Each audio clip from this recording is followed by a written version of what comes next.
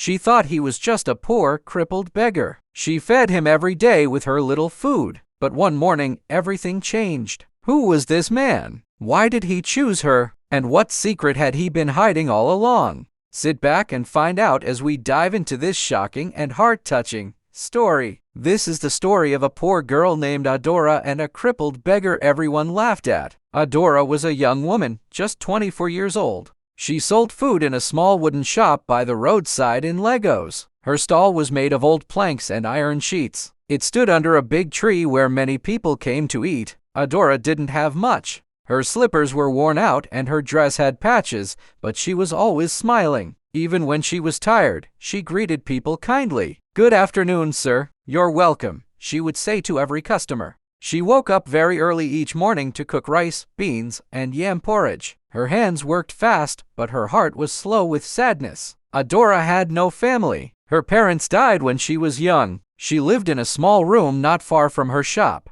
No light, no portable water, just her and her dreams. One afternoon, as Adora wiped her bench, her friend Mama Loveth walked by. "Adora," Mama Loveth said, "why are you always smiling when you are struggling just like every one of us?" Adora smiled again and replied, "Because crying will not bring food to my pot." Mama Loveth laughed and walked away, but her words stayed in Adora's heart. It was true. She had nothing, but she still gave people something to eat even when they couldn't pay. She didn't know her life was about to change. Every afternoon, something strange happened at Adora's shop. A crippled beggar would appear from the corner of the road. He always came slowly, pushing his old wheelchair with his hands. The wheels made a rough sound on the stones. Creak, creak, creak. People passing by would laugh or cover their noses. "Look at this dirty man again," one boy said. The man's legs were wrapped in bandages. His knickers were torn at the knees. His face was dark with dust. His eyes were tired. Some people said he smelled. Others said he was mad, but Adora never looked away. She called him Papa John.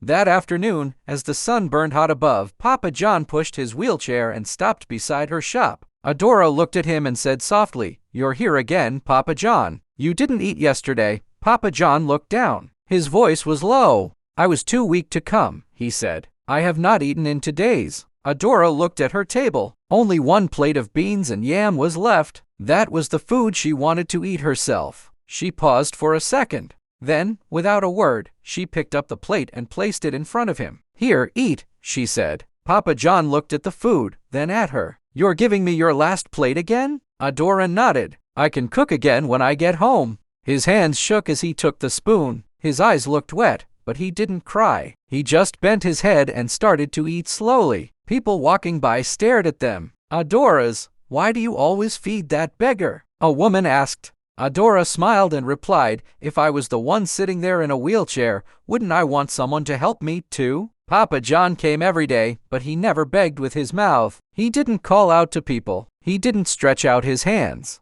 He didn't ask for food or money. He would always sit quietly in his wheelchair beside Adora's wooden shop. His head is always face down. His hands rested on his legs. His wheelchair looked like it would break any time. One of the wheels even leaned sideways while others ignored him. Adora always brought him a plate of hot food. Sometimes it was rice. Sometimes it was beans and yam. She gave it with a big smile. It was a hot afternoon. Adora had just finished serving jollof rice to 2 schoolboys when she looked up and saw Papa John again, sitting quietly in his usual spot. His legs were still wrapped in old bandage. His shirt had more holes now, but he just sat there like always, saying nothing. Adora smiled and scooped hot jollof rice into a plate. She added 2 small pieces of meat and walked over to him. "Papa John," she said gently, "your food is ready." Papa John looked up slowly. His eyes were tired, but when he saw Adora, they softened. "You always remember me," he said.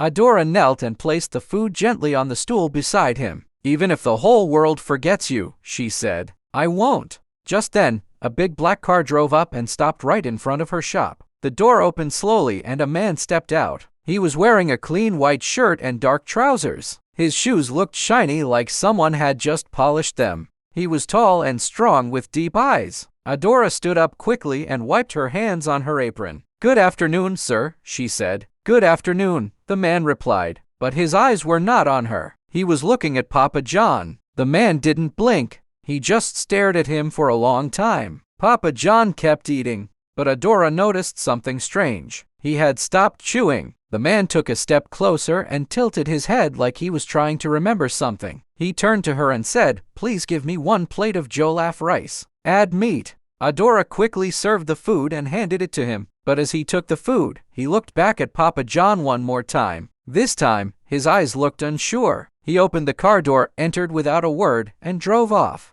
The next morning, Adora woke up early. She swept in front of her food shop and cleaned her wooden table like always. As the sun rose, she kept looking down the road. "Any moment now," she whispered. "Papa John will roll in," but hours passed. No wheelchair, no Papa John. By noon, her heart began to beat fast. She walked to the side of the shop and looked down both ends of the street. "Where is he?" she asked herself. She asked Mama Loveth, the woman selling vegetables nearby. "Auntie, did you see Papa John today?" Mama Loveth laughed and waved her hand. "That old man? Maybe he crawled to another street. He doesn't have legs." Adora didn't laugh. She asked 2 boys selling sage water, "Have you seen the old man in a wheelchair?" They shook their heads. She even asked the bike man who parked nearby, "Sir, did you see Papa John this morning?" The man spat on the ground and said, "Maybe he's tired of sitting in one place. Or maybe he's gone." Adora's chest became heavy. She sat beside her pot of rice and stared at the empty spot where Papa John always sat. Her eyes didn't leave that space. All day, 2 more days passed. Still, no sign of Papa John.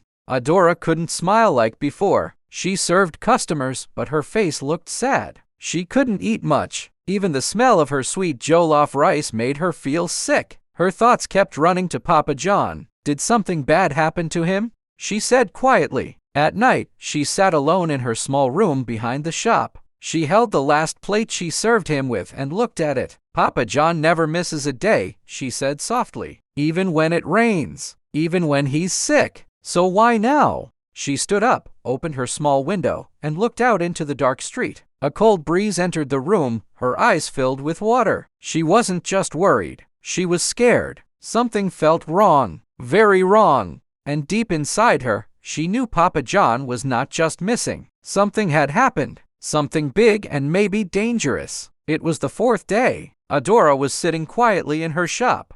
She was slicing onions and setting her table like she did every morning. Smoke rose from the fire as she boiled water for the rice. Just then, a black car stopped in front of her shop. A tall man came down. He was wearing a bright red cap. His shoes were shiny and his clothes looked expensive. Adora had never seen him before. He didn't smile. He didn't greet her. He just walked up to her table and handed her a brown envelope. Adora looked at it confused. What is this?" she asked, holding the envelope with 2 hands. The man didn't answer. He just said, "Read it and don't tell anyone." Then he turned and walked back into the car. Before Adora could say another word, the car drove away. She looked left. She looked right. Nobody else was watching. With shaking hands, she opened the envelope. Inside was 1 white paper. She opened the paper slowly. There were only a few words on it. "Come to Green Hill Hotel by 4:00 p.m. Don't tell anyone." From a friend. Adora stood still. Her mouth opened a little, but no words came out. Her hands began to shake. "Green Hill Hotel," she said softly. "But I've never been to a hotel before." She looked at the paper again. Her heart was beating fast. Who sent this? What kind of friend? She looked down the road. The car was gone. She looked at the paper again. Adora held the envelope to her chest. She looked at the sky. It was cloudy, but she knew one thing for sure. She had to go.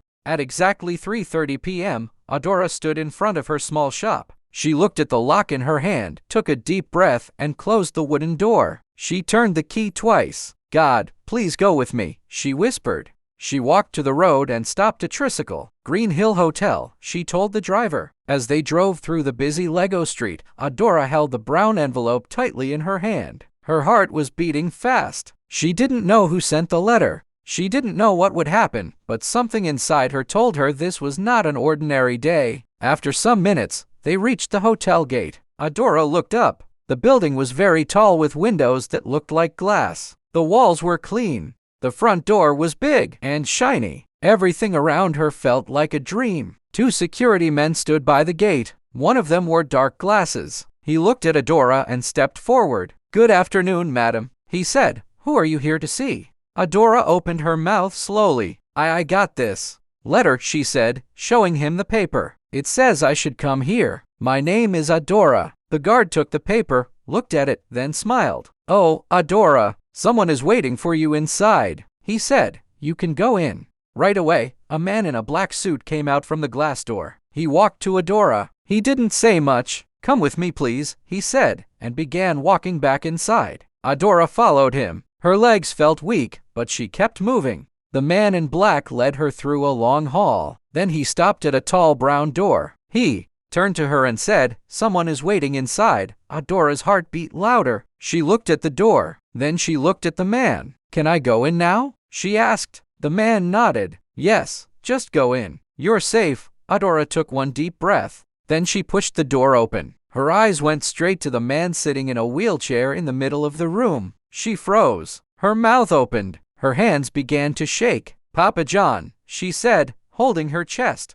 But this man didn't look like the poor man who used to sit beside her shop. His hair was neat. His face was fresh. He wore a white shirt with gold buttons. A shiny wristwatch was on his wrist. He was still sitting in a wheelchair, but it looked different, clean and polished. He didn't look weak or tired. He looked calm and powerful. He gave her a slow smile. "Adora's," he said softly. "Come in." Adora couldn't move at first. Her heart was beating fast. She looked at him again. "Papa John, is this really you?" she asked. The man looked into her eyes. "Yes, Adora, it's me." He pointed to the chair across from him. "Please sit," he said kindly. Adora slowly sat down, still looking at him like she was dreaming. "My name is not Papa John," he said gently. Adora blinked. "It's not." He nodded. "My real name is Chief Kenneth. I am a billionaire." Adora put both hands on her lap. She stared at him, shocked. "A billionaire?" she asked in a low voice. Chief Kenneth nodded. "Yes, I own many companies. I have built houses, schools, and hospitals. I've made a lot of money over the years." Adora looked confused. "But why did you pretend to be poor?" He smiled again, but this time his eyes looked serious. "I wanted to see the real heart of people. I got tired of people helping only when they think someone is watching. I wanted to meet someone who helps just because it's the right thing to do." Adora's eyes became wet. "You gave me food," he continued. "You gave it with joy. You never asked me for anything. You didn't laugh at me or walk away." He looked at her kindly. "That is why you are here. Every year I choose 10 people who show true kindness. I help them become millionaires. Because people like you can help others too." Adora was still in shock, thinking about all that Chief Kenneth had told her. Chief Kenneth gave a small smile. Then slowly he placed both hands on the arms of the wheelchair. Adora leaned forward watching him, and then he stood up. Her eyes opened wide. Her mouth fell open. You can walk?" she asked in shock. Chief Kenneth nodded. "Yes," he said softly. "I can walk." Adora leaned back, still looking at him like she had seen a ghost. "But why sit in a wheelchair all this time?" she asked. He looked into her eyes and replied, "I wanted to see if anyone would still care for me. Even when I looked broken, I wanted to know who had a good heart." Adora's lips began to shake. Her eyes became wet. A tear dropped. She said in a low voice, "I didn't help you because I wanted anything. I didn't know you were rich. I just felt it was the right thing to do." Chief Kenneth smiled again and walked closer. "That's exactly why I chose you," he said. Chief Kenneth stood quietly for a moment, looking at Adora with kind eyes. Then he said, "Adora, follow me. There is a place I want to show you." She looked surprised. "A place?" "Yes," he said with a smile. "I want to show you something. It's part of your reward. You have a good heart, and people like you deserve good things." Adora stood up slowly. "Okay," she said, her voice calm but unsure. Chief Kenneth turned and opened the door. Adora followed him. The hallway was quiet. 2 men in black suits were already waiting outside the door. They nodded at Chief Kenneth and walked behind them. Adora looked around. Everything still felt like a dream. When they stepped outside, her mouth opened wide. 5 big black SUVs were lined up in the car park. They looked shiny like mirrors. Big men in black suits stood beside each one. Chief Kenneth walked straight to the first car. One of the men opened the door for him. Adora stood still, shocked. Chief Kenneth looked back and smiled. "Come in, Adora." She took a deep breath and slowly entered the car. As soon as the door closed, the other cars followed behind. The convoy of 5 SUVs moved out of the hotel gate like something out of a movie. Adora sat quietly, her heart beating fast. Where was he taking her? And what was he about to show her? The cars moved slowly through the city. Adora sat beside Chief Kenneth, looking out the window. She saw busy people walking, shops open, buses moving, but her mind was full of questions. Where were they going? After about 30 minutes, the cars turned into a clean, quiet road. The buildings here looked new and fine. Glass walls, shining signboards, fresh paint everywhere. Then the cars stopped. Chief Kenneth opened the door and stepped out. A guard quickly opened Adora's door too. "Come," Chief Kenneth said, smiling. Then her eyes stopped. Right in front of her was a very big and beautiful building. It was not just a shop. It was a multi-millionaire luxury restaurant, the kind of place where only rich people come to eat. It stood alone, wide and tall, with glass windows that stretched from top to bottom. The walls were white and smooth like marble. The doors had shiny gold handles. There were flowers at the entrance. Adora's mouth opened. She had never seen anything like this in her life. But what shocked her the most was the signboard. It said, "Adora's Place, home of sweet meals." Adora took a step back. She looked at the sign again to be sure her eyes were not playing tricks. Is this real?" she asked in a low voice. Chief Kenneth nodded gently. "Yes, it's yours." "Mine?" she whispered. He reached to his pocket and pulled a bunch of keys, stretched it towards Adora, and pointed at the door. "Go inside." Adora collected the keys and walked slowly to the door. Her hands were shaking. She opened it. What she saw inside made her cover her mouth. The floor was shining. The chairs were big and soft. The tables looked like they were made from glass and gold. There were lights on the ceiling that looked like stars. The air smelled fresh.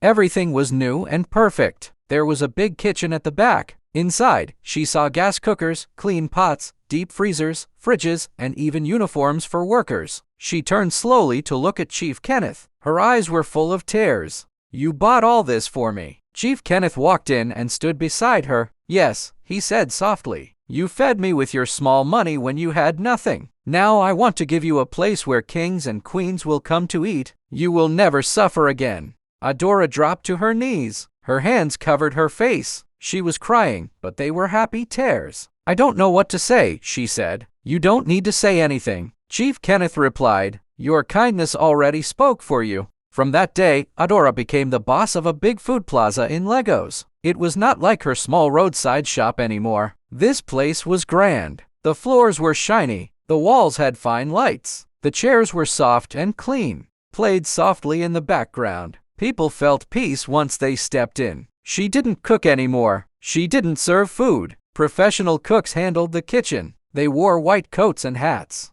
Waiters wore fine uniforms and smiled as they served food. Adora just sat in her office upstairs. Her name was on the door. Her picture was on the wall. Everyone respected her. But even with all the money, comfort, and fame, she never forgot where she came from. She never forgot Papa John, and she never forgot how kindness changed her life. One morning, her manager walked into her office. "Madam," he said, "the food truck is ready." Adora stood up. "Let's go," she said. Outside the restaurant, a big white van was waiting. On the side of the van was a name, Adora's Food Love, feeding the hungry. Adora had started a charity. Every week, her food trucks went around the city. They gave free food to poor people under the bridges, near bus stops, around markets. People lined up with smiles. Some had no shoes. Some were children. Some were old men. Adora walked to each one and handed them warm food. She said, "Eat well. You are not forgotten." One of her workers whispered, "Madam, why do you do this?" Adora looked up slowly. She touched her chest softly.